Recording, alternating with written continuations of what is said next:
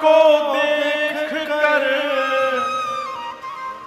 रच दिए हैं विधाता ने जोड़ी सुघर, पर ये धनुष कैसे तोड़ेंगे हैं बारे कुंवर।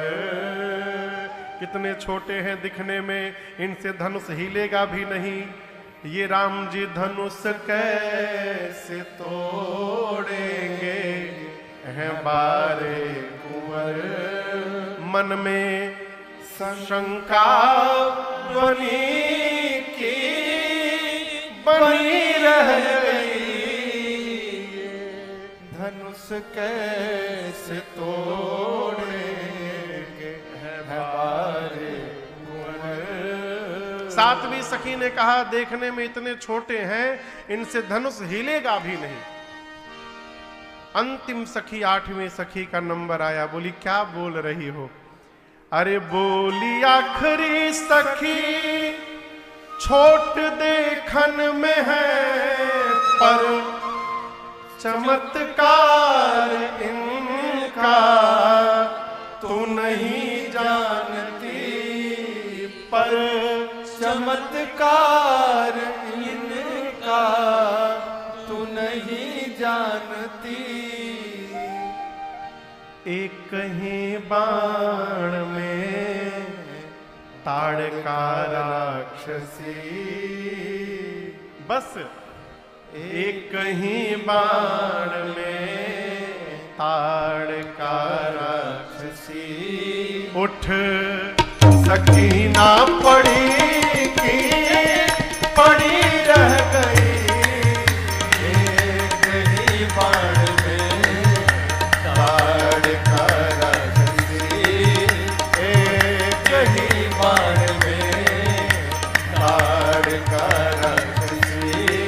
उठ सकीना पड़ी की पड़ी रह गई, एक ही बाण में, एक ही बाण में, एक ही बाण में ताड़का राक्षसी। अंतिम सखी ने कहा जिसके एक बाण से ताड़का समाप्त हो गई, जिनके चरण रज से अहिल्या जी को सदगति प्राप्त हो गई, वो राम जी क्या धनुष तोड़े बिना रहेंगे? मेरी मानो, जिन ब्रह्मा जी ने सीता जी को बनाया है, उन्हीं ब्रह्मा जी ने इस सांवले को भी बनाया है। दूल्हा तो यही बनेगा, इसमें कोई संशय नहीं है। सखियां गदगद हो गई। लेकिन आपको एक बात बताऊं, सखियां ऊपर है, राम जी कहां है? नीचे।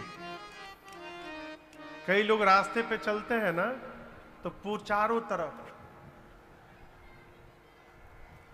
तरफ देखते चलते हैं, लेकिन मेरे राम जी सीधा चलते हैं, सीधा देखते हैं। राम जी ऐसे देख नहीं रहे हैं, इसलिए सखियों को पूरा चेहरा दिखाई नहीं दे रहा है? तो सखियां प्रार्थना करती हैं। ये रचना मेरे पूज्यपाद गुरुदेव भगवान की है। सखियां कहती हैं ऊपर से,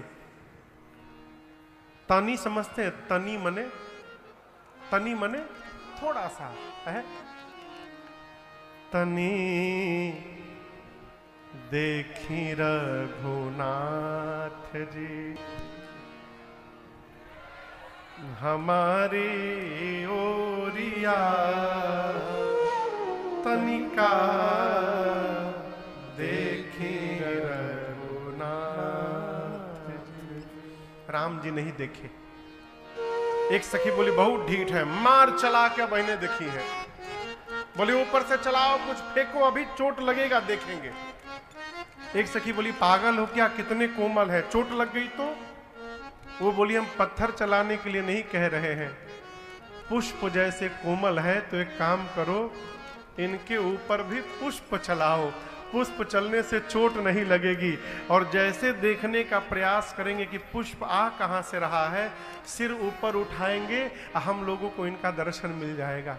सखियां छतों पर से, गोस्वामी जी कहते हैं, ही हर सही बरसही सुमना सुमुखी सुलोचन वृंद। राम जी देखे और जिस पर मेरे प्रभु की दृष्टि गई, जाहि जहां जहां बंधु दो तहां तहां परमानंद। जिस पर मेरे प्रभु की दृष्टि गई उसको परमानंद की प्राप्ति हो गई।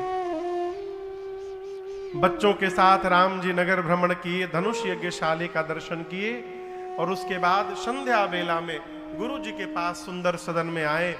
संध्या भई, बयारू आरती, रात्रि भोजन, विश्राम। प्रातः काल सबसे पहले लक्ष्मण भैया जगे, फिर राम जी जगे, फिर अंत में गुरुदेव भगवान जगे। राम जी प्रातः क्रिया से निवृत्त होकर सोचे, गुरुदेव पूजन करेंगे तो पुष्प दल लगेगा। देखिए, सेवक और नौकर में बड़ा सूक्ष्म अंतर होता है।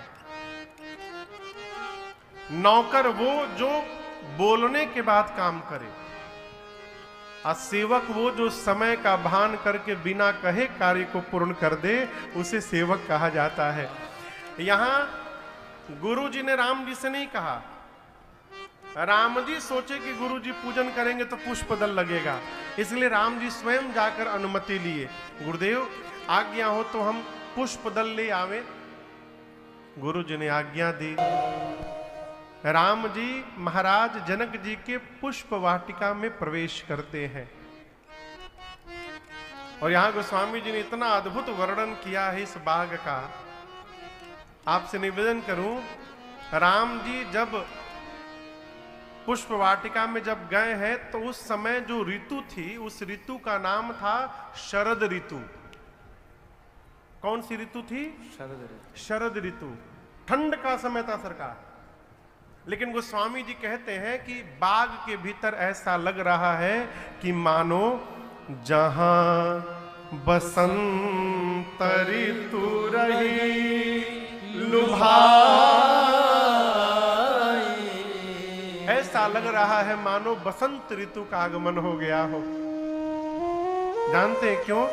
इसी बाग में आज पहली बार मेरे प्रभु और मेरी मैया का मिलन होने वाला है। जहां भगवान और भक्ति का मिलन हो जाए वहां सदैव बसंत रहता है। यदि जीवन में भक्ति अवतरित हो जाए तो हम जहां भी रहेंगे बसंत ऋतु रहेगा। गोस्वामी जी कहते हैं जितने पौधे लगे हैं सारे के सारे मनोहर हैं। मनोहर यानी जिनको देखने के बाद मन का हरण हो जाए। किसी भी पौधे पर पुराना पत्ता नहीं है, पुराने पुष्प नहीं है, पुराने फल नहीं है। इंद्र देवलोक में बैठकर जब जनक जी के बाग को देखते हैं तो उनको लज्जा आती है कि उनके देवलोक में भी उतना सुंदर बगीचा नहीं है जो जनकपुर में है। आज 5 पक्षी यहां आए हैं। कितने पक्षी आए हैं? चातक, कोकिल, कीरर, चकोरा।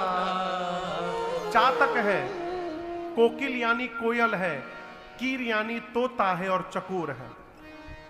अब दर्शन करिए, ये गोस्वामी जी कहते हैं 5 पक्षी हैं। ये कोई पक्षी नहीं, ये सारे भगत हैं। पक्षी का रूप धारण करके बाग में चले गए हैं। आज प्रभु और मैया के मिलन का दर्शन करना है इनको। सामान्य रूप से भक्तों के 4 प्रकार बताए गए हैं। एक वो भगत जो दुख होने से भगत बना है, आर्त, उसको आर्त कहते हैं। एक वो भगत अर्थार्थ जिसको धन चाहिए, सुख चाहिए, ऐश्वर्य चाहिए, इसलिए भगवान की पूजा करता है, अर्थार्थी।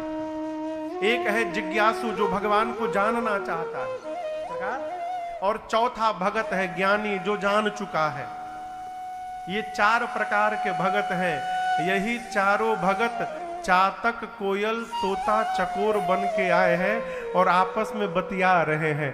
कूजत बिहग नटत कल मोरा। 5वां पक्षी मोर है। और आपको बताऊं ये कौन सा भगत है? ये एक नया भगत आज आया है। ऐसे तो 4 ही भगत बताए गए हैं, आर्थ, अर्थार्थी, जिज्ञासु और ज्ञानी। ये चारों बतिया रहे हैं, लेकिन आज जो 5वां भगत आया है ना, ये प्रेमी भगत है। ये भगवान का प्रेमी भगत है। इसको दुख से कोई लेना देना नहीं, इसको ऐश्वर्य से कोई मतलब नहीं, इसको जानना भी नहीं है, ज्ञान से कोई लेना देना नहीं। इनको तो बस प्रेम करना है भगवान को, है? आपको एक बात बताऊं, कन्हैया के कहने पर उद्धव जी गोपियों को समझाने के लिए गए। गोपियों को समझाने गए कि क्यों तुम रोती रहती हो दिन रात कृष्ण के वियोग में, बगल में ही तो है मथुरा में, क्यों नहीं इतना ही मिलना है तो जाकर मिल लो, क्यों रोती हो यहाँ पर? गोपियां बोली, उद्धव जी हमें मिलना नहीं है, हमें केवल उनकी याद में रोना है। उद्धव पूछे क्यों?